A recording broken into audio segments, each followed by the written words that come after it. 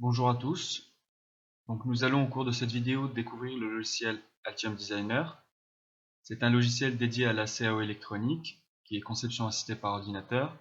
Donc il permet entre autres de créer des schémas électroniques utilisés dans plusieurs domaines de la microélectronique qui vont de la conception à des schémas électrotechniques qui sont utilisés généralement dans les industries électroniques voire même automobiles.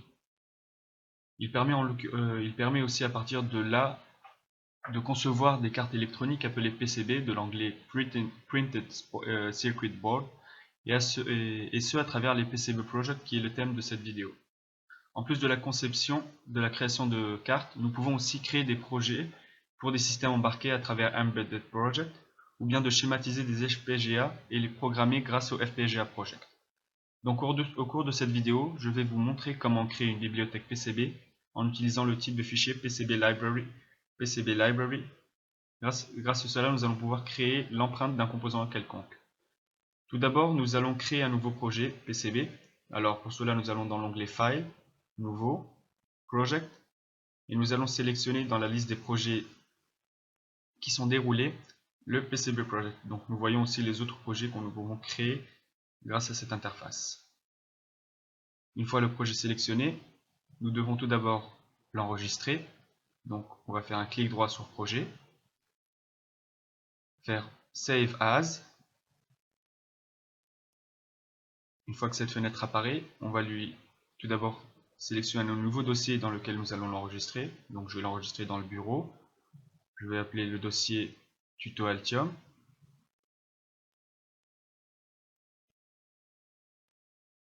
Voilà.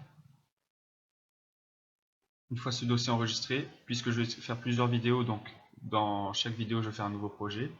Donc ce tuto, je vais l'appeler Tuto 1.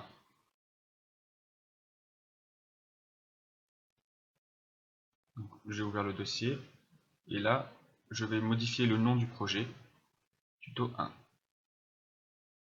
Voilà, c'est fait, je clique sur enregistrer. Maintenant, pour pouvoir créer une empreinte, je vais faire clic droit sur le projet et faire Add New to Project. Dans Add New to Project, nous avons plusieurs éléments que nous pouvons ajouter, donc ou bien des schématiques, des PCB, des BOM, et nous allons utiliser le PCB Library.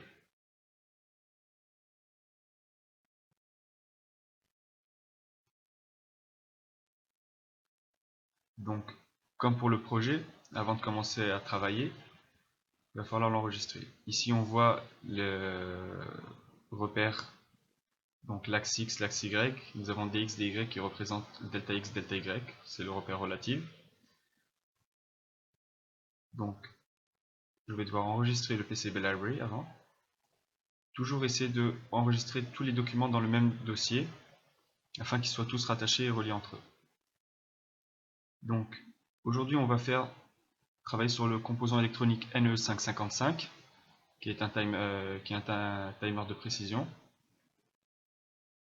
Donc ici en zoomant, pour zoomer, qu'est-ce que j'ai fait? J'ai appuyé sur la molette de la souris et ensuite j'ai avancé et reculé.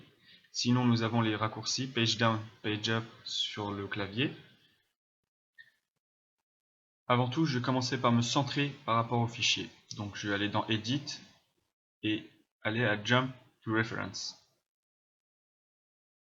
Donc là maintenant je suis à l'origine de mon repère XY. Donc quand je mets la souris sur la référence, X et Y passent à 0.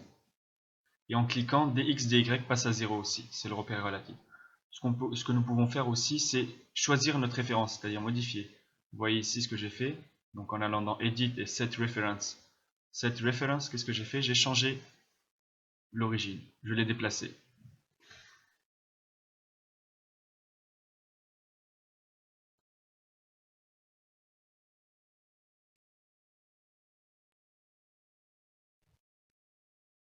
Ce que nous allons faire maintenant, c'est aller chercher le datasheet de notre composant électronique, c'est-à-dire l'NE555. Donc pour cela, on va aller dans notre navigateur et nous allons faire une recherche sur le datasheet. Le datasheet, c'est l'équivalent de la carte d'identité d'un composant électrique. Donc, je vais sur Google. Il suffit d'écrire le nom d'un composant électronique, n'importe lequel. Nous, dans notre cas, ça va être NE555, suivi de datasheet. Donc en général c'est sous forme d'un document PDF. Je vais l'ouvrir. Donc ici nous avons un descriptif assez détaillé du fonctionnement du composant électronique, donc avec la partie schématique ici, avec le nom des pins, ce qu'on appelle en anglais les pinout, les fonctions. Ensuite il y a toutes les caractéristiques électroniques. Nous dans notre vidéo aujourd'hui, ce qui va nous intéresser, ça va être la partie mécanique du datasheet. En anglais c'est mechanical data, donc je vais y aller un peu plus vite. En général on les retrouve toujours à la fin du datasheet. Donc ici c'est la présentation du packaging, c'est-à-dire comment il est livré, et voilà ce qui nous intéresse, donc mechanical data. Mechanical data ici, nous avons des parties de tout ce qui est dimension, c'est-à-dire plusieurs vues du composant, comment il est présenté, avec ses dimensions. Donc ici il faut faire attention, toutes les valeurs ne sont pas en millimètres, en général elles sont en impérial, c'est-à-dire en inch. Donc par exemple 0,100 ça veut dire 0,1 inch, un dixième de inch. Ensuite, il y a les valeurs en millimètres entre parenthèses. Donc, ici, les valeurs qui vont nous intéresser, ça va être l'espacement entre les pins, entre les pattes du composant.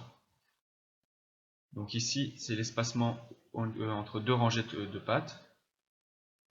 Cette valeur, c'est la taille de la patte, c'est-à-dire le perçage que nous allons devoir faire dans une carte pour pouvoir faire passer les pins. Et cette dimension, c'est l'espacement entre deux pins dans une rangée. Donc ce sont les trois dimensions qui nous intéressent dans notre cas aujourd'hui. Donc on va bien les retenir. Donc elles sont de 0,1 pour l'espacement entre deux pins, 0,3 inch pour l'espacement entre deux rangées et 0,25 pour la taille de la pin. Ici le package c'est du type DIP qui veut dire en anglais Dual Inline Package. Donc nous allons utiliser une fonction assez simple du logiciel qui est le Component Wizard. On le retrouve dans Tools. Donc on va cliquer dans Tools et Component Wizard. La fenêtre en général met du temps à se charger, ne vous inquiétez pas. Donc cette fenêtre va nous permettre de créer directement une empreinte du composant en donnant simplement quelques dimensions et le type de composant. Parce qu'en général, les composants et les packaging utilisés dans le monde, ils sont normalisés. Donc nous voyons ici toute une série de composants normalisés. Dans notre cas, nous allons nous intéresser au DIP. Donc on peut se fier au datasheet. En général, on retrouve GDIP ou JDIP, ça dépend des fabricants. Nous allons choisir l'unité en impérial parce que ce sont les valeurs arrondies. En millimètres, nous aurions des valeurs avec des virgules. Donc ici, on va définir la taille de la patte. Donc ici, elle est de 0,25. Donc on va changer la valeur. On va la laisser à 25 plutôt. Les pattes, je vais les modifier la valeur et les mettre rondes. Donc, parce que si je laisse 50 de largeur et 100 de longueur, les pattes seront type type ovale. Ici, donc, je vais entrer l'espacement entre les deux pattes. Ici, marqué ici, donc 0,1.